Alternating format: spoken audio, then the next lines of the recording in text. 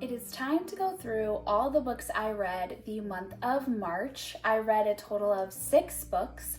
5 of those books were physical books and 1 was an audiobook. So let's dive into it. The first book that I read was Wuthering Heights by Emily Bronte, and I rated this 3 stars.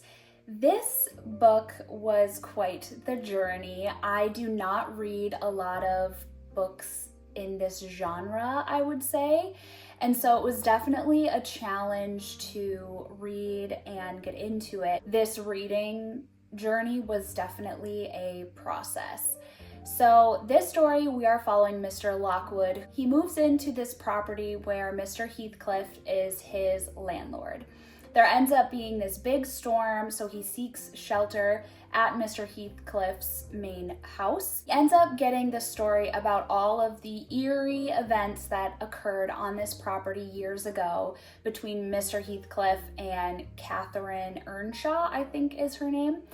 And he gets this entire story through the eyes of a maid who worked there. I will say this book is very dark and depressing and sad, and yeah, it was just a really tough read, honestly. I was essentially taking this on as though it was like an English project because I was reading chapter summaries. I was then filling out sticky notes and writing things that happened in the chapters. As you flip through this entire book, you'll kind of see I have so many sticky notes in this because I had a hard time understanding this book.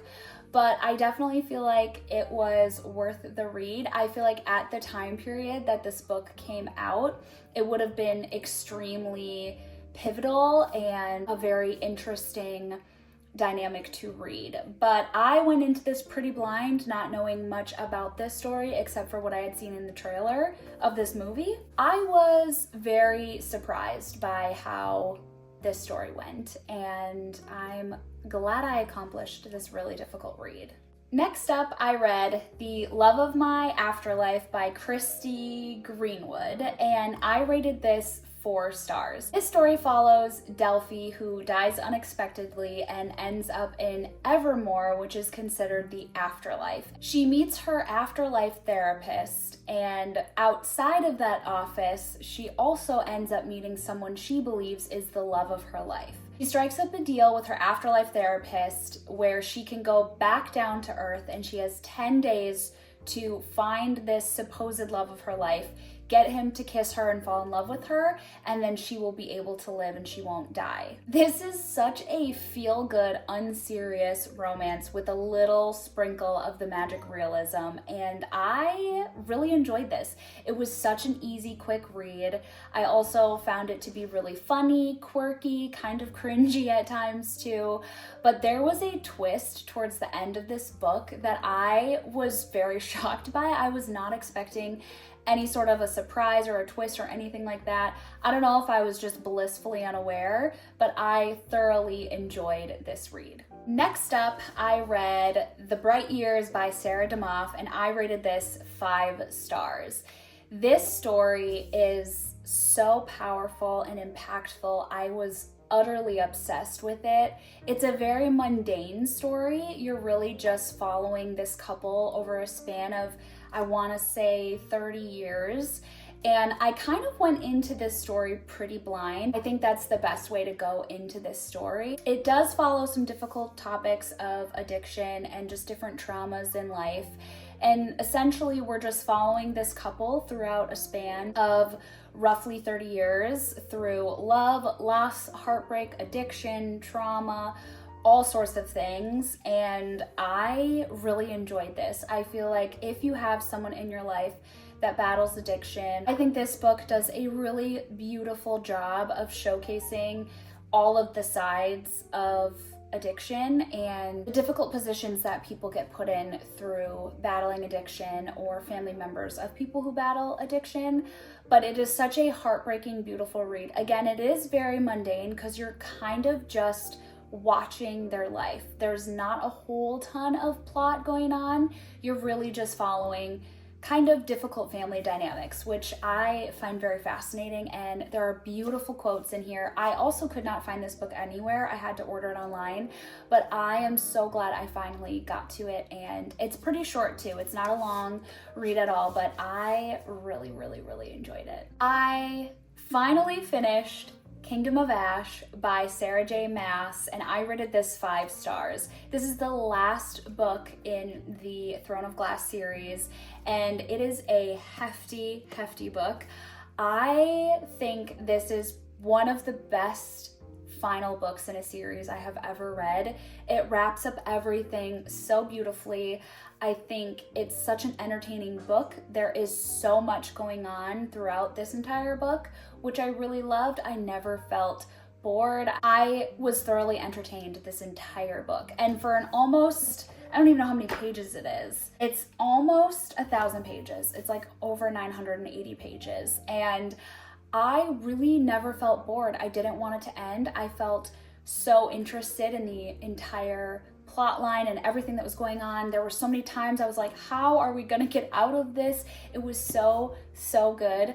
But if you don't know the Throne of Glass series, then you need to get to know it. It is such a great series that I think more and more people need to read. Essentially, the series starts off with following our female main character as she gets summoned to the castle to participate in some trials in order to be the king's champion, and then in return earn her freedom back. The cool thing about the beginning of Throne of Glass is there's little whispers of evil things going on in the castle that you don't really know exactly what's going on. There's a little bit of mystery there, which I find really fascinating, and you keep going on, and there are so many books and they're so good, and I wish I could read this series for the first time.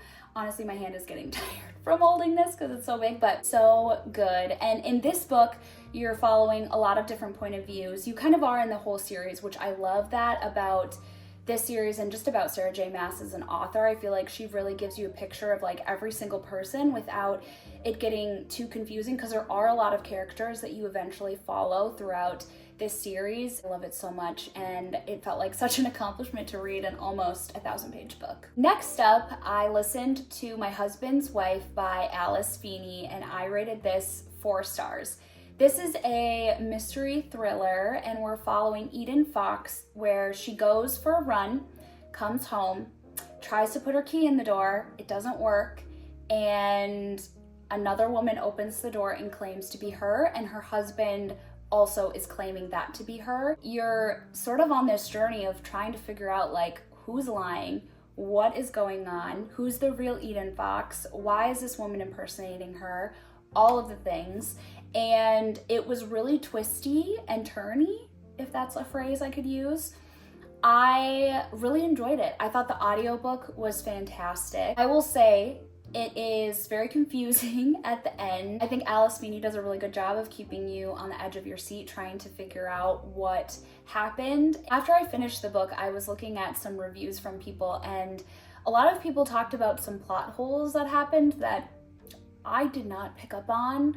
So maybe if you're blissfully unaware like I am, you'll enjoy it more, but some people said that that definitely decreased their rating a little bit, or their enjoyment of the book, because there were a lot of things as they were explaining it. I was like, yeah, that I didn't even like think about that. But I think overall it's a really fun and easy palate cleanser. Also, because I don't read a lot of thrillers, I feel like every time I read one, it's been enough time where I'm just not as attentive to the potential maybe plot holes or mysteries or whatever. Overall, I really enjoyed it, and I'm glad I got to read it. Next up, I read Watch Me by Tahereh Mafi, and I rated this 4 stars. This is a spin-off of the original Shatter Me series. In this book, we are 10 years after the fall of the Reestablishment. We are following James, who is one of the brothers from the original Shatter Me series, and he is trying to infiltrate Ark Island, which is essentially, I think, like the last bits of the reestablishment. Then we also follow Rosabelle, who is an assassin on Ark Island. So their paths cross and all mayhem happens. And it was so fun to be in the Shatter Me universe again. You get a little sprinkle of some of the other characters, which was really fun to see where they're at 10 years later, which was really fun. And honestly, her books are so easy to read. They're so bingeable. They're young adult, so it's very easy to consume and read and understand, and I thoroughly enjoyed it. That is all the books I read the month of March. It's taken me a little bit to do this wrap up. I've had a lot going on, but I thought it was finally a good opportunity to sit down and talk about all of the books that I read. I thought, of course, as always, it would be fun to update my book journal together, so we will go ahead and do that.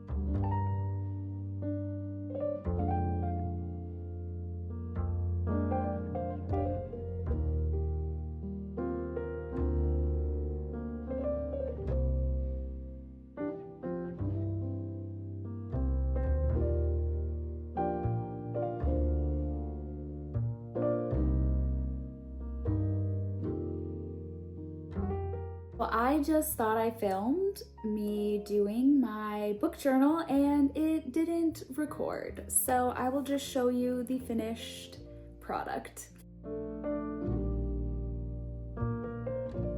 Thanks so much for listening to me yap about books and update my book journal and all the things. This is such a fun, creative outlet for me, even though recently I haven't been feeling the best, but it's been fun to continue to keep up with this little nerdy hobby of mine. So thank you so much for listening. I hope you enjoyed and we'll see you next time. Bye.